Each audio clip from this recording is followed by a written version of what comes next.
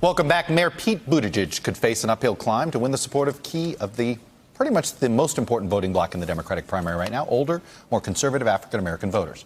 I spoke to the mayor this Sunday on Meet the Press, and I asked him about his message to those who may be apprehensive of supporting him as the first openly gay major presidential candidate. I'm from a socially conservative community.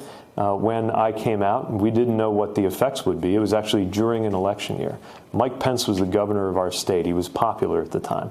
And what happened was I won with 80% of the vote. What that tells you, I think, is that people, if you give them a chance, will evaluate you based on what you aim to do, what the results are, what the policies are. And I have every confidence that American voters, especially Democratic voters, will not discriminate when the opportunity comes up to choose the right leader for the future.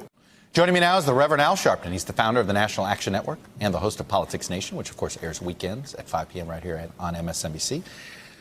Rev, it's good to see you, sir. Good to see you. So, look, it is the issue I get asked about inside of D.C. from people that love Buttigieg, would like to see him win the primary, and go, how's he going to win African-American voters? What do you say to that? I think that he has got an uphill battle, but I think he is probably the one that could, if anyone at this point, climb that uphill battle. When I took him to Sylvia's restaurant in Harlem, he was literally well received, almost mobbed. Went to every table, no negatives, because he seems comfortable in his own skin. He seems well informed. And he started reminding people that I know how it feels to be the outsider. So it's a bridge that he's going to have to cross, particularly in South Carolina, which is conservative, but it's a bridge that he is seen to be able to cross. He has a local problem. I was just going to say, he left the campaign trail. You were telling me he's got an officer shooting that impacted a person of color. He's been talking to you. What have you talked about? He called me today, and he's been calling others that have worked in this area and asked what we felt. And I told him, you've got to be very honest. You've got to be transparent, and this family wants justice. I talked to the widow, Reverend Witherspoon, our pastor, has been in touch with some of our National Action Network people. The camera, the police camera, off. That's a big problem. Why would you? It seems to happen quite a bit in these shootings. Well, the whole purpose of having cameras on police is that it be there. And he admitted that we've got to get to the bottom of it. He's met with the family.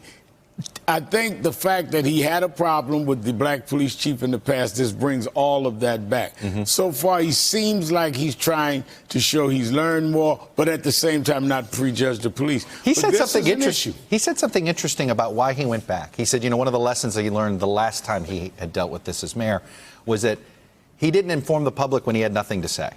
And he said, I sort of learned that people want to hear I have no new information rather than not sharing anything.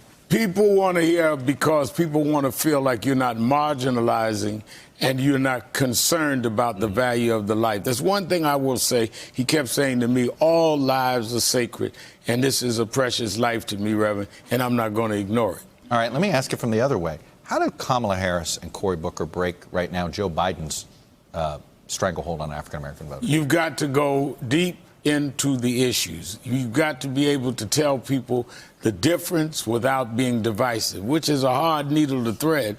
But you've got to be able to say that not only will I do A, B, C, D that the others won't do, I understand, I relate to you better. I am you, you are me, even though I can govern for everyone. There was an Obama halo effect that did not help Hillary Clinton.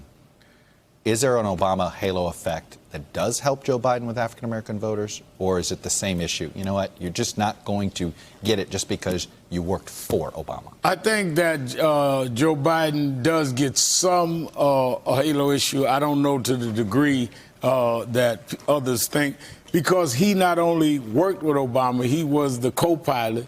He was there. He defended him. He fought for him. He was there for critical votes in terms of same-sex marriage, affordable care. So he was a little more visibly the partner of Barack Obama. All right.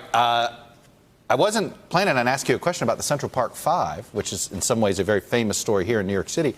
That you fought up against a guy named Donald Trump at the time. Absolutely. Well, the president, April Ryan, who's been asking a version of this question, finally got the president to respond to a Central Park 5 question earlier today. Take a listen. You apologize to Central Park 5 They've been exonerated. There have been videos and movies shown about the case, and you came out with a full-page ad saying that they should die, that they should have the death penalty. Why do you bring that question up now? It's an interesting time to bring it up. You have people on both sides of that. They admitted their guilt. If you look at Linda Fairstein and if you look at some of the prosecutors, they think that the city should never have settled that case. So we'll leave it at that. People Rev, on your both response. sides, echoes of Charlottesville. We're talking about 5 young men who said they were coerced into confessions. What really got people like me out there marching for them, and I marched on Donald Trump, he just bought the Plaza Hotel because he took full-page ads calling for the death penalty, is the semen they found at the scene of this vicious, despicable crime didn't match any of the kids. So we're not talking about now whether there's reason to believe. I believe cases that went wrong. If you've got DNA evidence, the semen, I mean, you can't argue with science. But I guess if you argue with climate change, you can. Reverend, I had a feeling you would have something to say about that issue today. Good to see you, sir. Thanks for coming on and sharing your views. It's always good to see you. Hello, YouTubers. If you're watching this, it means you've checked out our channel, so thank you. Now do me a favor, subscribe by clicking on that button down there. Click on any of the videos to watch the latest interviews and highlights from MTP Daily and MSNBC. You can get more Meet the Press content every morning in the First Read newsletter. If you're tired of content that you don't know anything about where it came from, you don't have to have that problem with us. NBC News, MSNBC, MTP, and the Meet the Press mindset right here for you on YouTube. Subscribe now.